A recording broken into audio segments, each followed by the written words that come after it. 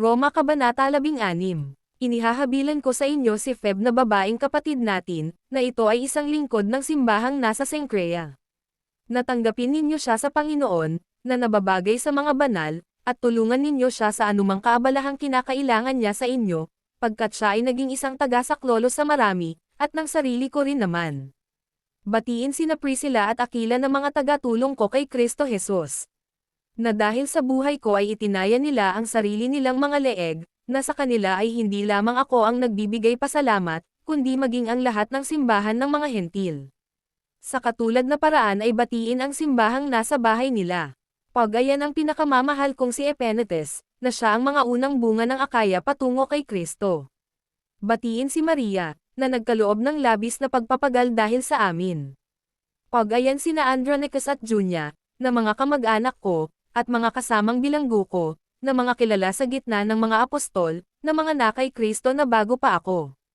Pagayan si Amplias na minamahal ko sa Panginoon. Pagayan si Urbano, na tagatulong namin kay Kristo, at si Estequis na minamahal ko. Pagayan si Aple na subok kay Kristo. Pagayan silang nasa sambahayan ni Aristobules. Pagayan si Herodion na kamag-anak ko. Batiin silang nasa sambahayan ni Narcissus, na ang mga ito ay nasa Panginoon. Pagayan si Tryphena at si Tryphosa, na nagpapagaw sa Pagayan. Pagayan ang minamahal na si Persis, na nagpagaw ng labis sa Panginoon. Pagayan si Rufus na hinirang sa Panginoon, at ang ina niya at akin. Pagayan sina Asyncritus, Phlegon, Hermas, Patrobas, Hermes, at ang mga kapatid na kasama nila. Pagayan si Philologus, at si Julia, si Neros, at ang babaeng kapatid niya, at si Olimpa, at ang lahat ng banal na kasama nila.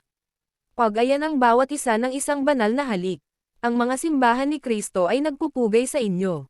Ngayon ay namamanhik ako sa inyo, mga kapatid, tandaan silang nagdudulot ng pagkakahati-hati at mga katitisuran na salungat sa turo na natutuhan na ninyo, at iwasan sila. Pagkat ang mga ganoon ay hindi naglilingkod sa ating Panginoong Hesus Kristo, kundi sa sarili nilang tiyan, at sa pamamagitan ng mabubuting salita at magagandang pananalita ay nililinlang ang mga puso ng mga payak.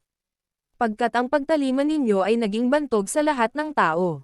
Natutuwa ako kung gayon sa inyong kapakanan, ngunit gayon man ay nais ko na maging marunong kayo patungo doon sa mabuti, at payak tungkol sa masama. At dudurugin ng Diyos ng kapayapaan ang Satanas sa ilalim ng mga paa ninyo sa madaling panahon. Ang biyaya ng ating Panginoong Hesus Kristo nawa ay makasama ninyo. Amen. Si Timotheus na kasama ko sa gawain, at si Lucius, at si Jason, at si Sosipater, na mga kamag-anak ko, ay nagpupugay sa inyo.